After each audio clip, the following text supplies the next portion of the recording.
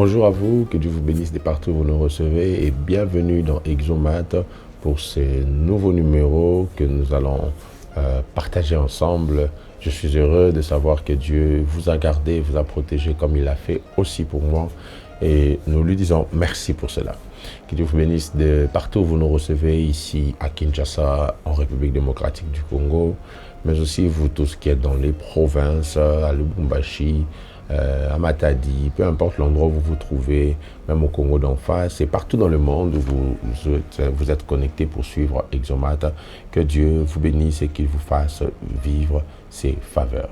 Je serai heureux en cette nouvelle semaine de continuer dans cet élan que nous avons commencé de parler sur la Pâque ou soit l'œuvre de la croix, mais je vais peut-être mettre un élément de plus pour nous faire voir comment nous sommes appelés à exercer la vie de prière, mais cette fois-ci en nous appuyant sur la croix. Alors restez connectés pour qu'ensemble nous puissions découvrir ce que Dieu a en réserve pour nous. À tout de suite. Alors je vais vous inviter à lire avec moi quelques versets dans le même passage de Romains chapitre 8. Romains chapitre 8, nous allons lire le verset 11, nous irons au verset 19, ensuite nous lirons du verset 31, ou soit 30 à 32. Écoutez ce que dit le verset 11 de Romains chapitre 8. « Et si l'esprit de celui qui a ressuscité Jésus d'entre les morts habite en vous, celui qui a ressuscité Christ d'entre les morts rendra aussi la vie à vos corps mortels par son esprit qui habite en vous. » Le verset 19. « Aussi la création attend-elle avec un ardent désir la révélation des fils de Dieu. » Verset 31 à 32. « Que dirons-nous donc à l'égard de ces choses? Si Dieu est pour nous, qui sera contre nous? Lui qui n'a point épargné son propre Fils, mais qui l'a livré pour nous tous, comment ne nous donnera-t-il pas aussi toutes choses avec lui? » Je suis en train d'aborder aujourd'hui avec vous un thème que j'intitule « Prier par la croix ». N'oubliez pas, depuis la semaine passée, on a pris le temps par la grâce de Dieu de nous placer dans le contexte de l'œuvre de la croix ou de la Pâque. Et aujourd'hui, j'aimerais, dans ce même élan, monter d'un cran pour parler maintenant de la prière par rapport à la croix de Jésus-Christ. Christ est mort et nous avons eu accès à plusieurs bénéfices par le biais de sa mort. Et parmi les bénéfices que nous avons reçus au travers de sa mort, il y a bien évidemment la capacité ou la possibilité de pouvoir accéder au Saint des Saints. Oui, les hommes priaient déjà, oui, les hommes communiquaient déjà avec Dieu, mais la prière dans l'Ancienne Alliance et la prière dans la Nouvelle Alliance sont deux choses totalement différentes. Aujourd'hui, dans l'Ancienne Alliance, l'Esprit de Dieu que nous prions habite en nous.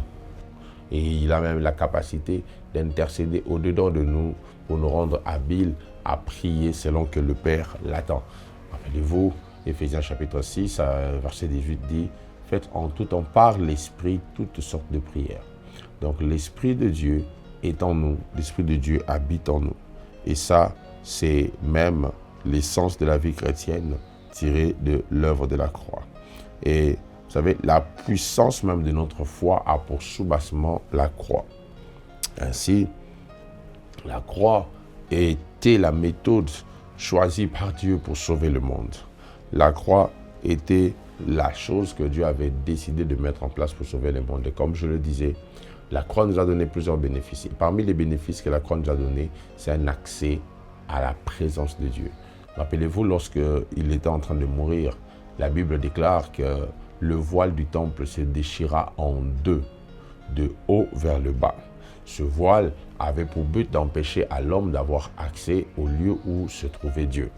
L'homme ne pouvait pas avoir accès à la présence de Dieu à cause de ce voile qui servait de, j'appellerais ça, mur de séparation.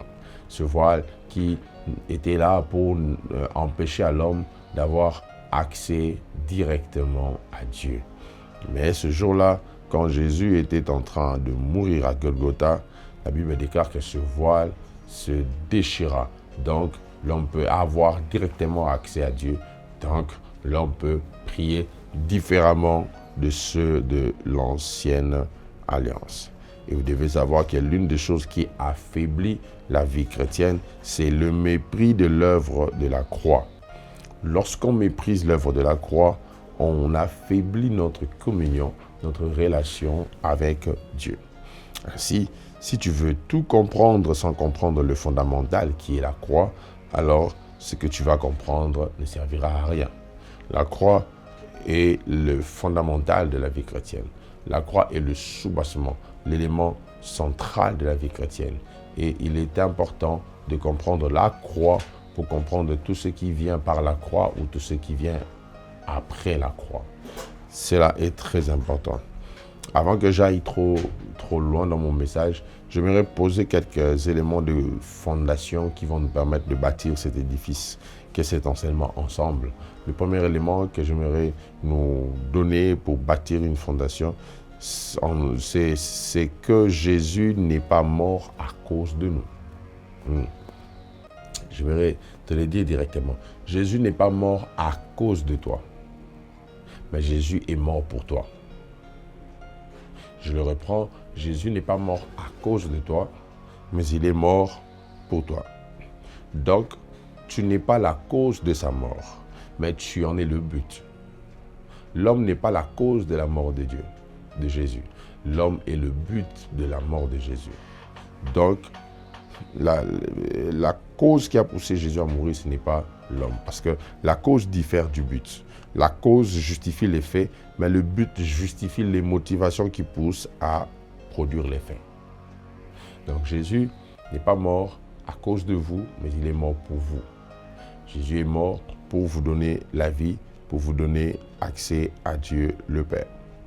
Ça veut dire que s'il pourrait, à cause de toi, si Jésus peut aujourd'hui être considéré comme le sauveur, c'est parce qu'il a accepté de mourir à cause de l'homme. Et puisqu'il est mort à cause de l'homme, il vit dans l'homme. Et c'est ce qui fait que s'il mourait à cause de l'homme, sa mission aurait échoué. Mais puisqu'il est mort pour l'homme, sa mission a été et est restée un grand succès que l'humanité n'a jamais connu. Ainsi, Jésus vit maintenant en nous. C'est ça le but pour lequel Jésus était mort. Donc, sachez que la cause de la mort de Jésus, ce n'est pas l'homme. L'homme est le but de la mort de Jésus. Ainsi, la cause peut surprendre. Ça veut dire qu'en faisant, il est mort. Quand on parle de la cause, c'est comme pour dire, il était en train de marcher et puis il est tombé, il a succombé. Donc on peut dire qu'une personne qui meurt comme ça, sa mort a pour cause sa marche. C'est parce qu'il marchait qu'il est tombé jusqu'à mourir. Mais quand on parle du but, on parle de ce qu'on a déjà décidé de faire et qu'on fait. Jésus n'agissait pas pour la cause, mais toujours pour le but. Tout ce qu'il faisait, c'était pour un but. Et la Bible dit même, dans Proverbes, je crois, chapitre 16, le verset 4, tout ce que l'Éternel fait, il le fait pour un but. Pour un but. Jésus est mort pour un but, celui de sauver l'homme. Et Jésus savait en avance qu'il devait faire tout ce qu'il faisait afin que l'homme soit sauvé. Ainsi, ce n'est même pas à cause de la soif que Jésus avait dit « j'ai soif ». Mais c'est à cause du but. Quel but? Accomplir une prophétie, une parole que le psalmiste avait prononcée sur sa personne. Ainsi, vous devez savoir que tout autour de la vie de Jésus poursuivait un même but. Un même but, le but d'accomplir les paroles de Dieu. Même sa naissance poursuivait un but. Ça poursuivait le but d'accomplir ce qui était annoncé sur lui. La cause de sa naissance sur une étable, ce n'était pas la pauvreté, mais c'était parce que cela avait été dit d'avance. Cela a été annoncé d'avance et cela a été accompli par lui. La deuxième des choses que j'aimerais nous signifier aujourd'hui, avant d'aller dans toute autre considération, c'est que la croix régénère directement l'esprit de l'homme. Je reprends ça. La croix régénère directement l'esprit de l'homme.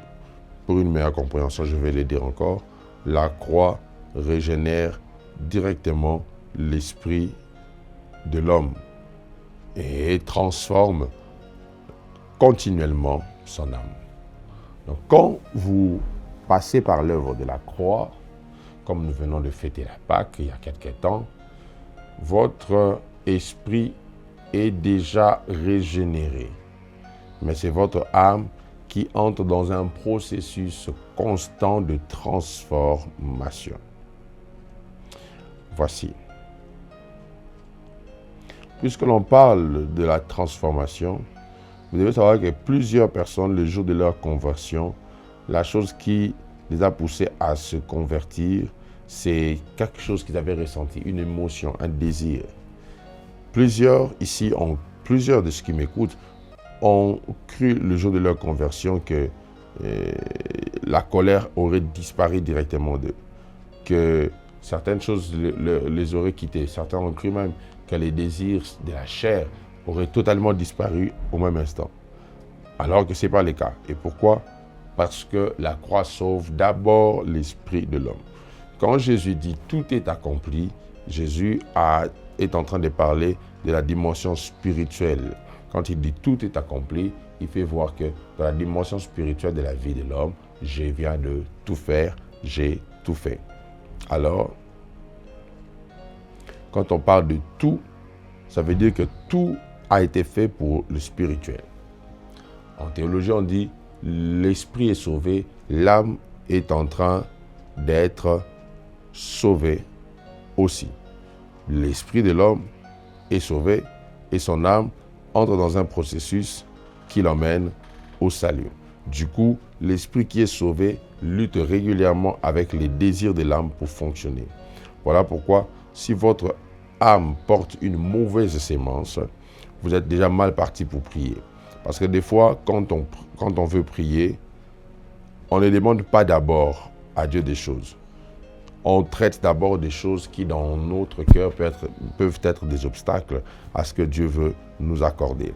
Rappelez-vous, dans Jacques, la Bible déclare,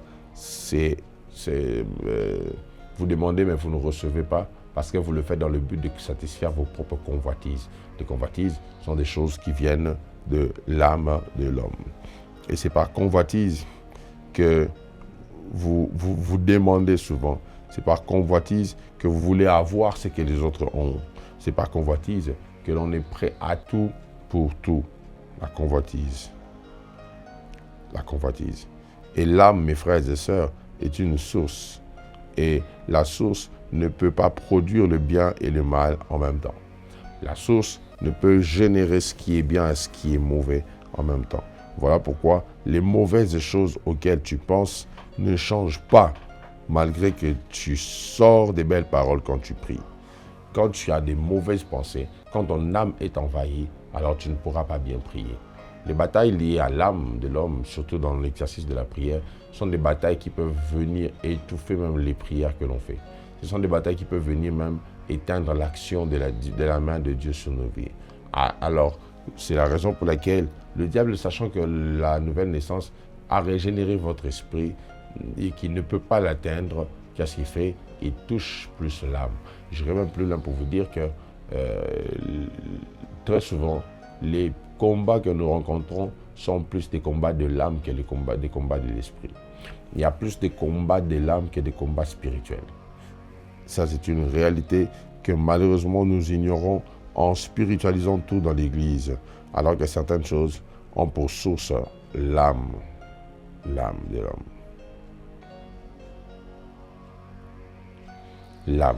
L'âme, le siège des pensées. L'âme, le siège de l'imagination. L'âme, le siège de conception de ce qui est bien et de ce qui est mauvais. Éphésiens chapitre 3 déclare « À celui qui fait infiniment au-delà de ce que nous demandons ou pensons ». Il y a un Dieu qui fait au-delà de ce que nous pouvons imaginer ou même penser.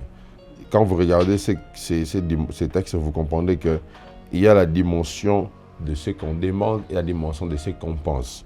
Donc, quand on prie, Dieu regarde ce que nous pensons avant de regarder à ce que nous demandons.